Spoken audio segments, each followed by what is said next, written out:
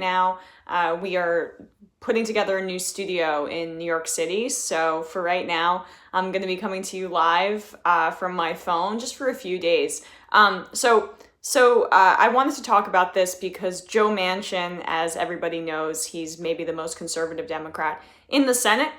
He went on Fox News yesterday and he basically said that he would absolutely not support Sanders' agenda and then called it not practical. And then when he was pushed on it by Neil Cavuto of Fox News, he then said if he were to vote for the nominee, if Joe Manchin were to vote for the nominee, that, well, it won't be Bernie. That was his exact quote. Cavuto then, he pressed Joe Manchin and then if he would vote for Trump or not, and Manchin declined to give an answer and just said, let's just say I'm going to make decisions based on what's best for my country and my state. So, very fascinating. Where are all the Bernie's not a Democrat people? Because I don't really hear from them. Because this is a Democrat, a registered Democrat, who's now saying that he won't vote for the nominee if the nominee is Bernie Sanders, against Donald Trump, who I keep hearing is this danger to our democracy, which he is. But Joe Manchin is not the only Democratic senator to decline to vote for a Democrat or not say that they're going to vote for a Democrat up front. Kyrsten Sinema, who was once so liberal that she ran on a Green Party ticket and criticized capitalism and was an anti-Iraq war protester, all of those things. She's now wavering on who she's going to support in 2020. So from New York Magazine, she doesn't even plan to endorse her party's nominee for Arizona's other Senate seat in 2020 and won't commit to voting for a Democrat against Donald Trump next year either, basically saying she's going to wait until the nominee is decided, and if it's going to be someone like Joe Biden, I'm sure Kyrsten Sinema will vote for him, but if it's someone like Bernie Sanders or Elizabeth Warren, no, too leftist, even though I was once a Green Party candidate. There is not a political opportunist who is more blatant, possibly right now in the United States Senate than Kyrsten Sinema.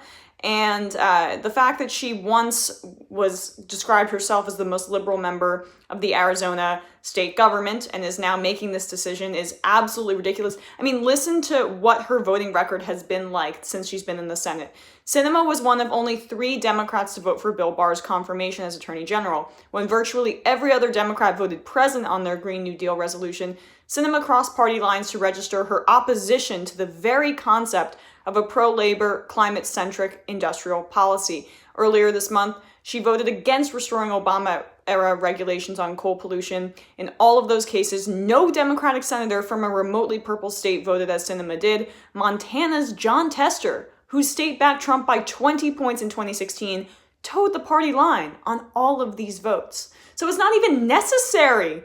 Jon Tester isn't voting that way. She's deciding that she's going to be this extremely Republican conservative Democrat. I mean, at least in Joe Manchin's case, it makes an iota of sense because he's the senator from West Virginia, although, he just won re-election, so it's not like he has a ton to lose. But Sinema, also who just won her seat, is choosing to do this in Arizona, where she could actually make the case for progressive policy. It's a purple state. It's not a Donald Trump stalwart state, even if it leans to the red. But this is the decision that she's making. It's disgusting. And again, I'm not hearing from Pelosi. I'm not hearing from Chuck Schumer. I'm not hearing from all of these people who say they care about the sanctity of the Democratic Party and all they care about is defeating Donald Trump. I'm not hearing from them about the conservative Democrats. But when it's the progressive Democrats who make them uncomfortable, who scare their donors, that's when we hear about party unity. Now, I mean, could you imagine if in 2016 Bernie Sanders said after Hillary Clinton became the official nominee that he wasn't going to be voting for her? Could you imagine what the reaction would be? Now we have 2 senators who are saying that they won't commit to voting for Bernie Sanders or in Sinema's case, any Democrat. It's infuriating and just goes to show the hypocrisy. So once again, let's call on Nancy Pelosi. People should start tweeting at her. Call on Chuck Schumer. This is his caucus. What do you think, Chuck Schumer, about the fact that 2 members of your caucus won't commit to voting against Donald Trump, the greatest threat to our democracy that we've seen in the modern history of the United States, because they want to appease their donors? What do you say to that? Do you have an opinion? I would love to hear it. All right, guys. Hope you enjoy these live streams for the time being. And yeah, we're gonna get the New York studio up and running soon. So yeah. Thanks for talking on the live chat. I should respond to more of these questions. But frankly, you guys, I can't read them and also report on the news at the same time. It's very hard. I don't know how people do that. I'm scrolling through them now. It's too much. Overwhelming. I have too much going on in my brain right now. All right, talk to you guys soon. Bye.